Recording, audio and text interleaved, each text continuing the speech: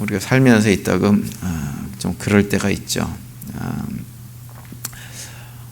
주변에 보면 성격도 참 좋고 인품도 좋고 더군다나 하는 일도 좀 잘 되는 이런 분들이 있습니다. 근데 그런 분들을 보면 나도 좀 저런 성격이었으면 좋겠다 이렇게 생각이 들기도 하고, 또 우리 남편도 좀 저런 분이었으면 좋겠다 이렇게 생각이 들기도 하고요. 또 거꾸로 내 아내가 좀 저런 여자였으면 좋겠다 이렇게 생각이 들기도 합니다. 그러면서 이제 스스로 비교하기를 나는 왜 이렇게 생겨먹었지? 왜 이렇게 능력도 없고 실력도 없고 아는 것도 없고 공부도 못했고, 그러면서 이제 마음이 조금 이렇게 진행이 되어지면 왜 하나님은 나한테 이렇게 하셨을까? 이런 생각이 좀 들 때가 있어요. 나도 좀 좋은 환경에서 태어나서 좋은 부모 밑에서 교육도 많이 받고 이런저런 탤런트 할 수 있는 피아노니 음악 같은 것도 교육받고 이러면서 좀 부유하게 유복하게 좀 성장했으면 좋았을 텐데 왜 하나님은 나에게 그렇게 가난하게 힘들게 어렵게 좋지 않은 환경에서 이렇게 살아오도록 만드셨을까? 이런 생각이 들 때가 있습니다. 그래서 이제 그런 어떤 나의 삶의 처지의 어려움들, 여러 가지 부족한 점들을 바라보면서 개인이 하나님에게 좀 원망스러운 마음을 가질 때가 있죠. 오늘 우리가 읽은 본문에 보시면 이제 그런 것들에 대해 하나님께서 우리에게 응답해 주시는 말씀이 이렇게 기록이 되어져 있어요. 14절에 보시면 이렇게 시작을 하죠. 그런즉 우리가 무슨 말을 하리요? 하나님께 불의가 있느냐? 그럴 수 없느니라 이렇게 말씀을 합니다. 여기서 하나님께 무슨 불의가 있느냐라고 묻는 이유는 뭐냐면 어제 우리가 살펴봤던 내용 13절 말씀 때문에 이 얘기를 하고 있는 거예요. 13절에 보시면 기록된 바 내가 야곱은 사랑하고 에서는 미워하였다 하심과 같으니라 이렇게 말씀을 하고 있죠. 하나님께서 똑같은 배에서 태어난 두 형제 야곱과 에서가 있는데 야곱은 굉장히 사랑하시고 에서는 미워하셨다고 하는 것입니다. 이유가 없어요. 그냥 하나님께서 야곱은 그냥 사랑하셨어요. 에서는 그리고 미워했다고 하는 것입니다. 이 13절의 말씀은 이제 어떤 의미로 말씀을 하고 있는 거냐면 진짜 이스라엘 백성이 되고 하나님 자손이 아브라함 후손이 되는 것은 누가 먼저 태어나고 늦게 태어나고 누가 어느 혈통이고 아니고에 상관없이 하나님의 선택의 원리에 따라서 되어지는 것이지 거기에는 어떤 인간의 노력, 인간의 전통 이런 것들이 전혀 개입될 수 없는 것이다 라고 하는 말씀을 하고 있는 것입니다. 다시 말하면 하나님 백성이 되고 되지 않고의 문제는 전적으로 하나님의 선택에 달려있는 것이다 라고 하는 것을 말씀하고 있는 거죠. 그러면서 이제 그 말씀을 하시고 나서 그럼 하나님께서 이렇게 하나님 마음대로 하시는 것이 불공평한 것이냐 불의한 것이냐 라고 묻고 있는 거죠. 사람들은 누구나 다 어떤 자신이 뭔가 노력을 하고 애를 쓰고 수고를 하면 그 일한 대가를 정상적으로 받기를 원합니다. 그리고 그것이 공평하다고 생각을 합니다. 그래서 이렇게 혹시라도 누가 주변 사람들이 아무리 봐도 나보다 더 열심히 살지 않았고 최선을 다하지 않았고 수고하지 않은 사람이 있는데 그런 사람들이 나보다 훨씬 더 좋은 결과를 얻고 하는 것을 보면 좀 화가 나기도 하고 싫어하죠. 그러면서 왜 이렇게 세상이 불공평해? 하나님은 왜 이렇게 불공평해? 라는 생각을 하게 되어집니다. 그런데 사도 바울의 얘기는 뭐냐면 설사 그런 일이 벌어진다고 해도 또 그렇게 느껴지는 일이 있다고 해도 하나님은 결코 불공평한 분이 아니시다 이렇게 말씀을 하고 있는 거예요. 그러면서 오늘 보면 15절에서 18절까지 내용을 통해 가지고 누구를 긍휼히 여기고 누구에게 은혜를 베풀 것인지 누구를 선택할 것인지는 전적으로 하나님에게 달려있는 것이다 라고 말씀을 합니다. 18절만 보시면 이렇게 되어 있죠. 그런즉 하나님께서 하시고자 하시는 자를 긍휼히 여기시고 하고자 하시는 자를 완악하게 하시느니라 이렇게 말씀을 하고 있습니다. 그러니까 이 15절에서 18절까지 말씀은 설사 하나님께서 그렇게 하신다고 해도 그래서 사람의 눈에 볼 때에는 그것이 굉장히 부당하게 보인다고 해도 우리는 결코 그것을 불공평하다고 부당하다고 불평할 수 없다고 하는 거예요. 그러면서 이제 19절 이하에서 하나의 비유를 얘기하죠. 토기장의 비유를 말씀을 합니다. 토기장이가 토기를 만들면서 어떤 것은 귀하게 쓸 그릇으로 만들고 어떤 것은 그냥 막 사용할 것으로 만드는 것은 전적인 토기장의 권한이라고 하는 거예요. 그래서 이 점에 대해서 우리가 하나님에 대해서는 문제를 제기할 권한이 없다고 얘기합니다. 왜 그러느냐? 우리를 창조하신 분은 하나님이시고 토기장이처럼 우리를 창조하시면서 누구를 하나님 백성으로 삼고 누구를 하나님 백성으로 삼지 않는 것을 결정하는 것은 전적으로 하나님의 권한에 달린 문제이지 우리가 옳고 그름을 얘기할 수 없는 문제라고 하는 거예요.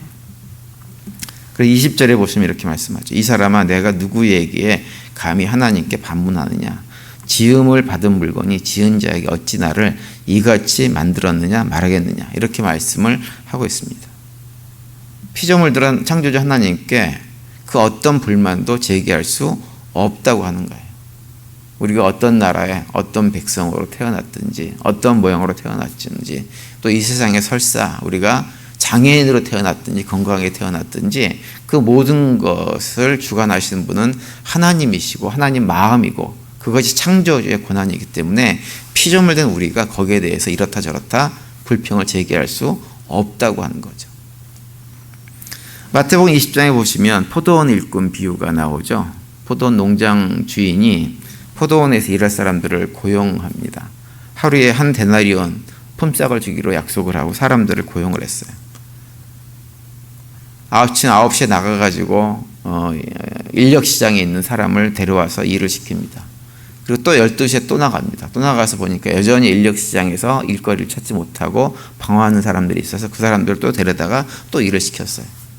오후 3시에 나가서 또 보니까 여전히 하루 종일 일을 하지 못하고 일거리가 없어서 있는 사람들이 있어서 또 그들을 데려다가 일을 또 시켰습니다. 그리고 오후 5시가 됐을 때 거의 하루의 일과가 다 끝날 때쯤에 또 나가서 인력시장에 나가보니 여전히 일하지 못하는 사람들이 있어서 그들을 데려다가 또 일을 시켰습니다. 그리고 한 1시간 좀 지나가지고 6시쯤 돼가지고 주인이 품삯을 계산하는데 오후 5시에 와서 일하는 사람이나 오전 9시에 와서 일하는 사람이나 똑같이 약속한 대로 한 데나리온 품삯들을 다 나눠주죠. 그러자 아침에 와서 일하는 사람이 주인에게 불평을 제기합니다. 왜 우리는 하루 종일 아침부터 와가지고 일을 했는데 5시부터 와가지고 겨우 1시간 정도 일하고 온 사람하고 똑같이 우리를 대우합니까? 이건 부당합니다. 이렇게 불만을 제기하죠. 그랬더니 농장 주인이 마태복음 20장 14절과 15절에서 이렇게 대답을 합니다. 내 것이나 가지고 가라. 나중 온 이 사람에게 너와 같이 주는 것이 내 뜻이니라. 내 것을 가지고 내 뜻대로 할 것이 아니냐. 내가 선함으로 내가 악하게 보느냐. 이렇게 주인이 말씀을 하고 있어요. 사실 그 농장 주인이 그 일꾼들에게 일할 수 있는 자리를 제공한 것은 주인이 베푼 굉장히 큰 호의입니다. 은혜입니다. 왜냐하면 아침 9시에 온 사람들은 어떤 사람들이냐면 사실 인력시장은 이미 아침 9시 이전에 다 폐장이 되어지죠. 9시쯤에 일을 못하고 있다고 하는 사람은 그 사람은 그 누구에게도 쓸모가 없는 사람이라고 하는 얘기를 반증하고 있는 거예요. 이미 그 전에 다 일할 만한 사람들은 다 데리고 간 다음에 이제 남은 사람들입니다. 근데 그런 사람들을 데려다가 주인이 일을 시키기 시작한 거예요. 12시에 온 사람이나 3시에 온 사람이나 5시에 온 사람이나 아침 9시에 온 사람이나 다 똑같이 인간적으로 보면 세상적으로 보면 아무 쓸모도 없는 사람인데 주인이 그들을 불쌍히 여겨서 농장에 와서 일을 하게끔 만든 것입니다. 그랬다고 한다면 9시에 온 사람도 5시에 온 사람과 똑같이 자기 자신을 생각하면서 아, 참 귀한 주인이 나에게 은혜를 베풀어 줬구나 라고 하는 생각을 하면서 그냥 감사해야 됩니다. 처음에 약속한 대로 한 데나리온을 기꺼이 주셨기 때문에 그것에 감사해야 됩니다. 그 얘기를 포도원 비유를 통해서 하시면서 우리가 해야 될 것은 무엇이냐? 하나님께 감사하는 삶을 살아가는 것. 우리를 불러서 내가 하나님 자녀 될 자격이 없는데 하나님 백성 될 자격이 없는데 그런 우리를 불러서 하나님 백성 삼아주신 그 은혜에 감사해야지. 다른 사람들과 비교를 하면서 왜 하나님 저에게 이렇게 부당하게 하세요? 라고 얘기하는 것은 악한 것이다 라고 하는 것을 포도원 비유를 통해서 말씀을 하고 있는 것입니다. 포도원 비유 얘기와 오늘 본문에 나오는 토기장의 비유는 같은 비유죠. 그래서 두 비유가 강조하는 것은 무엇이냐면 우리는 그 누구도 하나님께 어떤 불평도 할 수가 없는 것이고 우리가 해야 될 것은 무엇이냐, 하나님께서 어떠한 선택을 하셨든지 그 선택에 감사하는 것입니다. 하나님의 자비와 사랑을 믿고 감사하는 것, 그것이 우리들이 해야 될 일이라고 하는 거예요. 그래서 오늘 보면 22절과 23절에 보면 이렇게 말씀합니다. 만약 하나님이 그의 진노를 보이시고 그의 능력을 알게 하고자 하사 멸하기로 준비된 진노의 그릇을 오래 참으심으로 관영하시고 또한 영광 받기로 예비하신 바 긍휼의 그릇에 대하여 그의 영광의 풍성함을 알게 하고자 하셨을지라도 무슨 말을 하리오라고 말씀을 하고 있습니다. 하나님이 진노 대상에 대해서 오랫동안 참고 기다리시고 너그럽게 대해주시는 것에 대해서 우리가 아무 얘기도 할 수 없다라고 하는 거예요. 그것은 하나님의 뜻이라고 하는 거죠. 그렇기 때문에 멸망을 받기로 이미 결정된 사람들조차도 하나님에게 왜 하나님 나를 멸망시키십니까? 라고 불만을 제기할 수 없는 것입니다. 그 모든 것은 하나님의 선택이고 그 가운데서도 하나님은 심지어 멸망받기로 예정된 자들에게조차도 이미 긍휼을 보이실 만큼 다 보이신 후에 멸망을 시키는 것이기 때문에 우리가 해야 될 것은 무엇이냐? 단 한 가지, 하나님의 공평하심을 믿고 거기에 감사하면서 살아가는 것입니다. 그것이 하나님 백성들이 하나님을 생각할 때 늘 기억해야 될 것입니다. 사도 바울이 그것을 강조하면서 오늘 본문에서 두 가지를 우리에게 기억하도록 얘기합니다. 한 가지는 무엇이냐? 하나님은 창조주라고 하는 거예요. 그걸 잊지 말아야 됩니다. 하나님은 창조주이기 때문에 토기장이로서 하나님 마음대로 하실 수 있는 분이라고 하는 거죠. 그러면서 강조하는 것은 하나님은 좋으신 분이라고 하는 거죠. 멸망받기로 예정된 자들조차도 그들에게 긍휼을 베푸시는 하나님이 바로 창조주 하나님이기 때문에 그 하나님의 긍휼하심, 선하심을 믿고 우리에게 주어진 모든 환경들을 그냥 감사하면서 살아가라고 말씀을 하고 있는 것입니다. 그래서 우리가 미국 교회 같은 경우 늘 고백하는 것이 있죠. God is good all the time, all the time God is good이라고 하는 그 고백을 하고 있는 것처럼 우리도 하나님은 항상 좋으신 분이라고 하는 것 사실을 기억하면서 믿음의 길을 걸어가는 것, 그것이 우리가 어떤 형편 처지에 있든지 감사함으로 신앙생활을 할 수 있는 길이 되어지는 것입니다. 오늘 하루 사시면서 우리를 사랑하시는 토기장이 되시는 하나님, 창조주 하나님을 바라보시는 가운데 삶의 형편과 관계없이 감사함으로 우리 삶이 충만해지는 그런 하루를 살아낼 수 있게 되기를 간절히 바랍니다. 그 가운데 또 주님께 주시는 평강이 우리의 삶에 충만한 복된 하루가 되시기를 간절히 축원드립니다.